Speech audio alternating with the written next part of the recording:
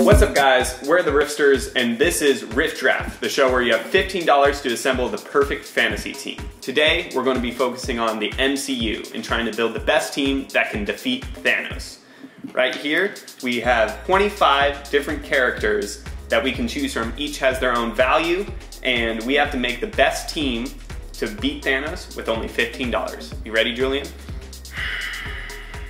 I've been training my whole life for this, so. You've been very frugal. Yeah, been training my whole life to buy heroes for $15. Okay. Should we make our picks? Yes.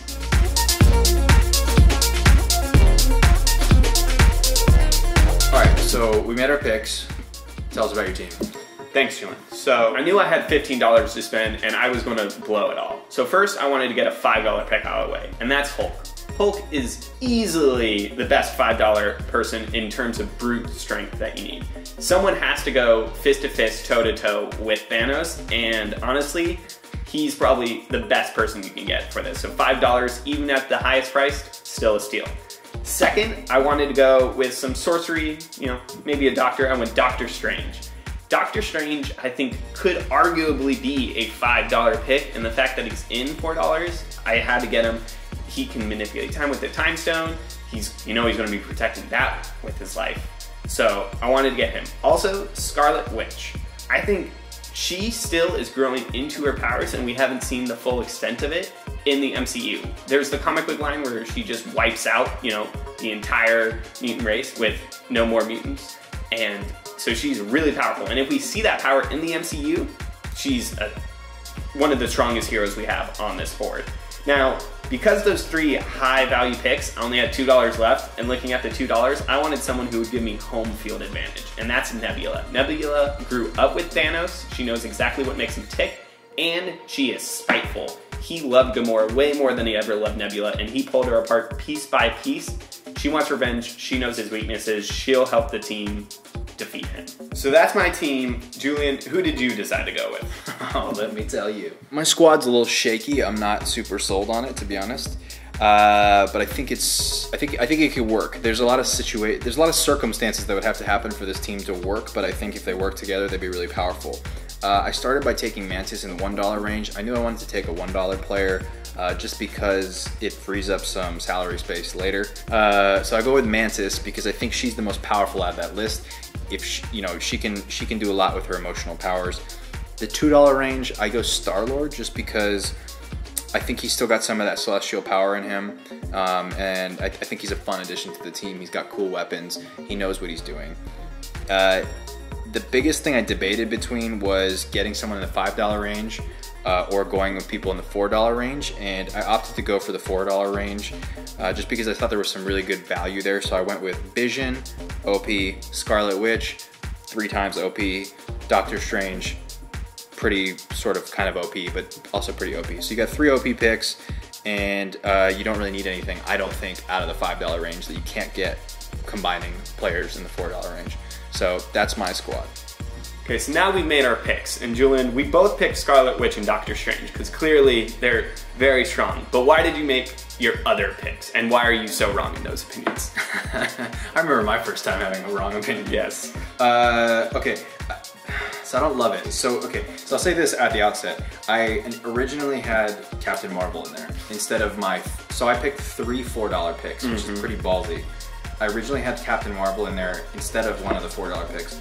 The reason I opted not to do that is because I felt like I could get just as much value out of one of those 3, or any of those 3 $4 picks as I could Captain Marvel, and that let me plug in another $2 pick instead of another $1 pick. That was my decision making. And clearly going for Star-Lord, you want the guy with the awesome playlist and no other cool powers. Right. Well, okay, so here's the thing. So I debated for a while between Star-Lord, Winter Soldier, and Nebula. The reason I went with Star-Lord is because he has and I know they kind of said they got rid of it, where he had is it the Eternals, or what is his? Is it Celestial? Celestial, that's what it was, yeah. So he had the Celestial power, which makes him kind of a god, and I know they said he got rid of it, but my thinking was Doctor Strange, Scarlet Witch, or some combination of the two could pull some weird magic and some weird stuff and bring some celestial power back to him, making him a little bit more powerful than he might seem. If not, he's just a badass warrior and I think he could do some cool interplay. Mantis is my like rogue, sort of like, what do you call that, wild card pick. Just thinking that if she could ever touch Thanos, she could make him feel the gravity of all of the pain he's caused, which could, because there's a book series called Aragon, and spoilers, that's how he beats the final villain, by like touching his head and like literally casting a spell that makes him feel all of the pain he's caused everyone in his entire life, and he basically explodes himself because he can't take it. So I'm thinking that that could be a low-key way that they could win. With Vision, Scarlet Witch, Doctor Strange, I just think all of them are OP.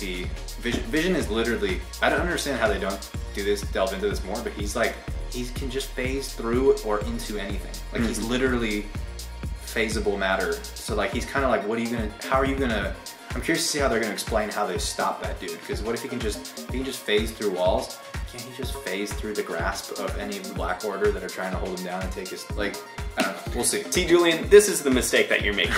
Clearly, they're going to have some antimatter weapon that's going to hold him down. And similar to Rick and Morty when they have to kill Fart. Spoilers. Anyway, so Vision, spoilers. We already see he's basically getting killed in Infinity War, or is at least in critical condition, and Shuri has to save him in the trailer. I don't know how you don't pick up Hulk. Hulk is the only person that I feel like physically can match up with Thanos in this roster. But he's still human. But we've seen how long he can stay as Hulk without like any semblance of going near death. The entire time he's in Ragnarok, he's stuck in Hulk mode. That's true. Also, Mantis, very good $1 pick. Probably I think so. The only $1 pick I would think. But you do say she has to touch him without getting killed by him first, which is very risky. Scarlet Witch could mask her, could invisible, or force shield her. There's some combination of powers there. But you really have to get a home field advantage. And if I had an extra dollar, it would have been Gamora for 3, but only having 2, I went with Nebula. She's ruthless, she wants revenge, and she knows exactly how Thanos thinks. So having an inside person on the team, you're just gonna have a bunch of people like, I guess this is how we defeat him. Nebula is gonna be the one like, this is how you go for him. Make him have flashbacks of when he adopted Gamora and he starts teary eyes and he gets distracted maybe. Like he never loved me. There we go. She kind of is your bargain bin Gamora. Like if you can't go for Gamora in the $3 range, it makes sense to go for Nebula. She's a slightly worse fighter, but has all those advantages. I almost went with her instead of Star-Lord. Yeah, Star-Lord's a weird. Oh, I was gonna go with Winter Soldier too, but I was like, he's just human. Like, but he's got a cool arm. But I feel like Winter Soldier could also be your bargain bin Captain America. For like a significant value, you could take Winter Soldier because he can basically do all the same stuff. That's true. Like he's just a little bit, if anything, he's probably actually better than Cap because he's just as strong and also has a bionic arm. So like that. But he doesn't have a cool shield. That's true. But he could totally use that shield. Like we saw him use it in Civil War. I'm totally talking myself out of Star-Lord and into the Winter Soldier pick right now. Tell me this, who's snagging Maria Hill at the $1 range? If you need a good comms person. Where does Howard the Duck land in this? Howard the Duck is $6. Get out of there. He's too overpowered for this list, I believe. Which superhero that you couldn't add do you think would best complement? Probably Captain Marvel. That's the one I really wanted, but I couldn't snag just because she has the cosmic power. Thor also is an interesting choice on account of the fact that I don't understand his power. Like, they've been really unclear as to whether or not he is MCU Thor. Yeah, it's very confusing. Is he a god or is he? Because in the initial Thor movies pitch it very much as like advanced science, but then the later movies very much pitch it as like mythology and like magic and gods. And it's unclear to me which one he is, so I don't know the scale of his power. See, Captain America is a good leader, and Iron Man, you got good tech. I don't know anyone who's picking them for their team. As a big fan of Iron Man, who's arguably my favorite character, this is the worst pick on this board. And I know why it's there, because he's marquee and you have to, but this is the most overvalued pick on the board, I think. Well guys, these are our picks. Let us know how you would spend your $15. We'll put a download link so you can print out the bracket, show it to all your friends, make your own teams. Also, who do you think is the most overvalued and undervalued person on this list? Let us know. Till next time, thanks guys.